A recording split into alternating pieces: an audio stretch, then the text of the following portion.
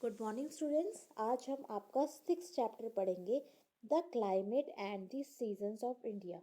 तो आइए हम इसके बारे में पढ़ते हैं। हमारा फर्स्ट टॉपिक है वेदर। वेदर क्या होता है? तो चलिए स्टार्ट करते हैं। Weather tell us about the conditions of sunshine, rain, wind and temperature in a place at a certain time. अब वेदर क्या होता है? वो किसी जगह की, वहाँ पे कितनी बारिश हो रही है, कितनी धूप पड़ रही है, कितनी हवा चल रही है और वहाँ का टेम्परेचर क्या है एक पर्टिकुलर टाइम, एक एक समय पर, वो होता है हमारा weather. We observe weather daily and even feel it. हम वेदर को डेली देखते हैं और ऑब्जर्व करते हैं और उसे महसूस भी करते हैं। The weather of a place में change continuously.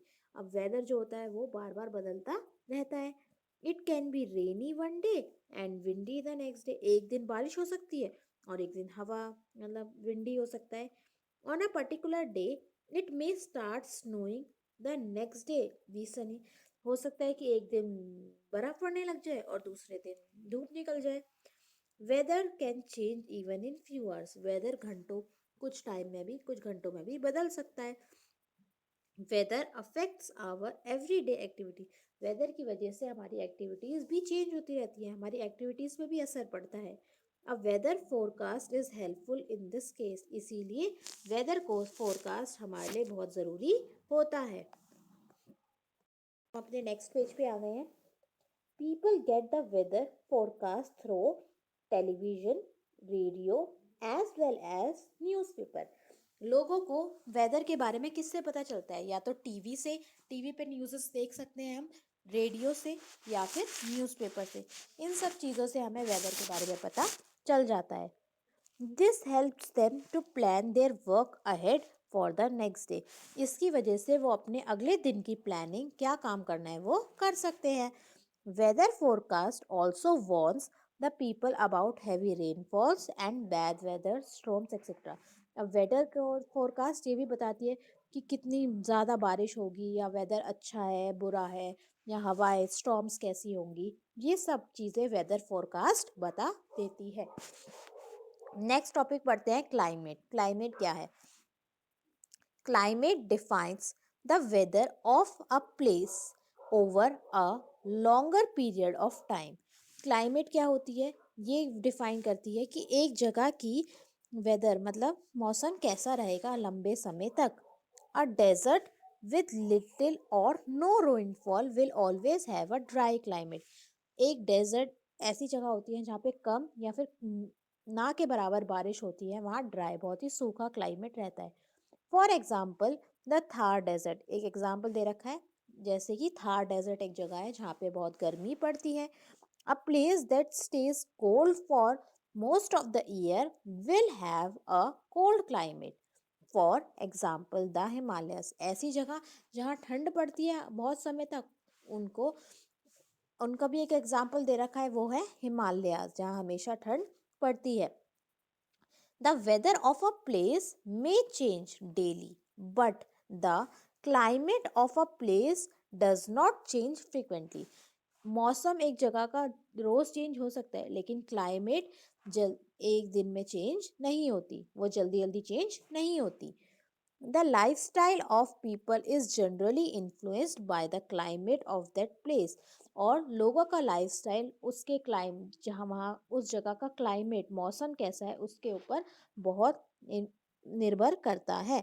The clothes they wear, the food they eat, the type of house they build and the crops they grow depend on the climate of the place. अब climate की वजह से ही हम उसी तरह के कपड़े पहनते हैं। अगर ठंड होगी तो फिर ठंड मतलब वुलन क्लोथ्स पहनेंगे। उसी तरह का हम खाना खाते हैं, हाउस, घर भी उसी तरीके के बनते हैं, और उसी तरह के की क्रॉप्स भी उगाई, खेती बाड़ी होती है जिस तरह का वहाँ क्लाइमेट होता है। अब हम पढ़ेंगे India and it's climates. India के बारे में और उसके क्लाइमेट के बारे में हम पढ़ेंगे। तो शुरू करते हैं। We know that different parts of India have different landforms. हमें पता है इंडिया की अलग अलग जगह की अलग अलग लैंडफॉर्म्स होते हैं। The climate changes as we move from one kind of landform to another. मौसम जो क्लाइमेट है वो चेंज हो जाता है अगर हम एक जगह से दूसरी जगह जाते हैं। The climate of a place also depends upon factors such as direction of the wind at a particular time of the year. Climate इस पे भी निर्भर करता है कि हवा किस तरफ चल रही है पूरे साल में। It also depend on the distance of the place from the equator. और क्लाइमेट हमारा इक्वेटर से हम कितनी दूर हैं उस पर भी बहुत निर्भर करता है। The equator is an imaginary line that run around the middle of the earth. ये बहुत इंपॉर्टेंट है। इक्वेटर क्या होता है? एक ऐसी इमेजनरी लाइन होती है जो हमें दिखती नहीं है लेकिन वो अर्थ के चारों ओर चक्कर लगाती, मतलब अर्थ के चारों ओर होती है। नेक्स्ट टॉपिक पढ़ते हैं, लोकेशन क्या है। Climate of a place is affected by the location of the place. अब एक जगह की क्लाइमेट इससे भी अफेक्ट होती है कि कहाँ वो जगह लोकेटेड है। If the place is located near the see it has a cooler climate. अगर कोई प्लेस समुद्र के पास में तो वहाँ जगह ठंडी होगी, but if it is far away from the see it has warmer climate. और अगर वो समुद्र से दूर है तो उसकी क्लाइमेट बहुत ही गर्म रहेगी। The places located in the mountains और hills have a cooler climate than places located in the plains. और जो पहाड़ों पे जो प्लेसेस हैं वहाँ ठंडी होती है, और प्लेन्स में मतलब जहाँ ज़मीन वगैरह होती है नॉर्मल, वो वहाँ पे जो होती हैं वो प्लेसेस, वहाँ का मौसम बहुत ही, वहाँ ठंड ज़्यादा नहीं होती है। अब एल्टीट्यूड की वजह से भी क्लाइमेट डिफर करता है। Hill stations and other places that are located at a high will have a cooler temperature. ऐसी जगह जो ऊंचाइयों पे है वहाँ का टेम्परेचर ठंडा रहेगा। रेनफॉल के बारे में पढ़ेंगे। The amount of rainfall also has an effect on the climate of a place. जितनी ज़्यादा बारिश होगी उस पर भी क्लाइमेट का असर पड़ेगा। There is a very little rainfall in the desert so they are normally hotter. Deserts में बारिश कम होती है इसीलिए वो नॉर्मली गर्म रहते हैं।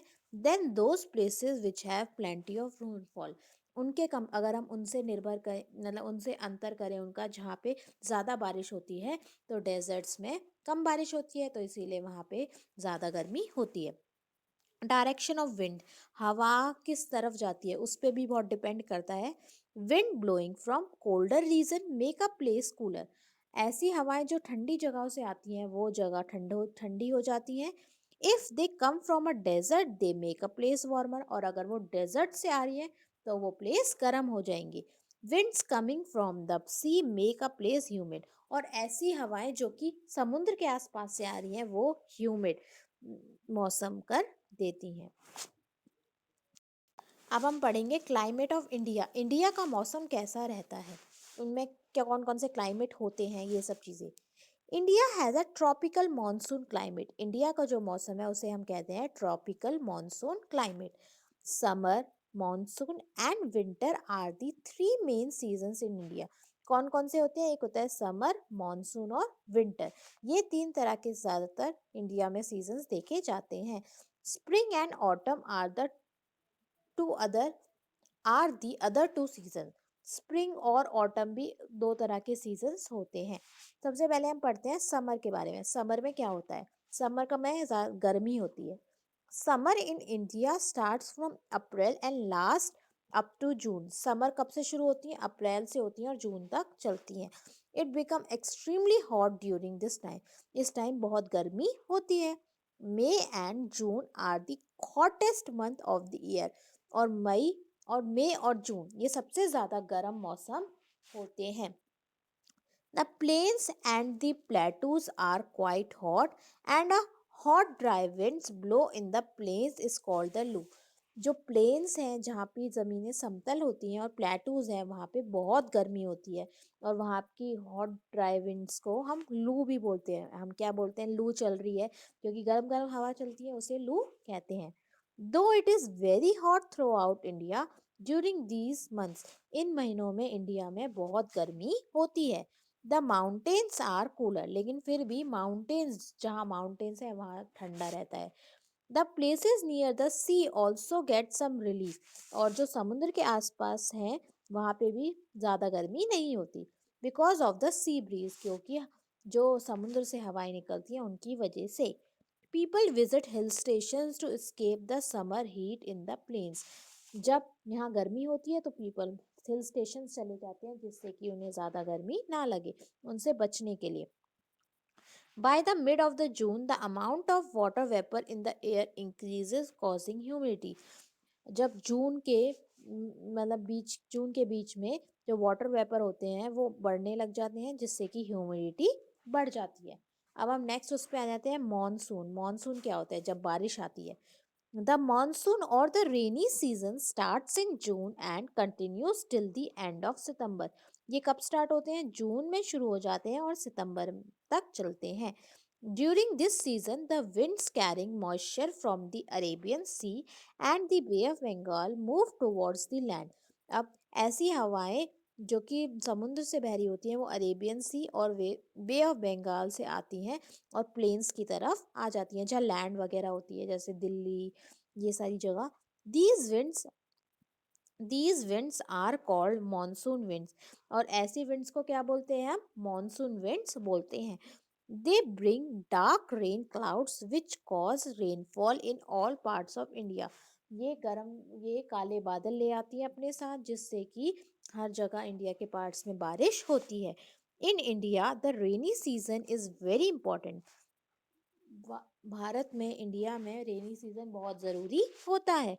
Agriculture depend largely on rainy season, क्योंकि जो एग्रीकल्चर है, खेती बाड़ी है, वो रेनी सीजन पे बहुत निर्भर करता है। Sometimes we get heavy rainfall causing floods and sometime they there here also cyclone. कभी कभार इतनी तेज बारिशें हो जाती हैं कि बाढ़ आ जाती है और कभी कभार साइक्लोन्स हो जाते हैं during this time of the year that cause a lot of destruction. इनकी वजह से बहुत तबाही होती है।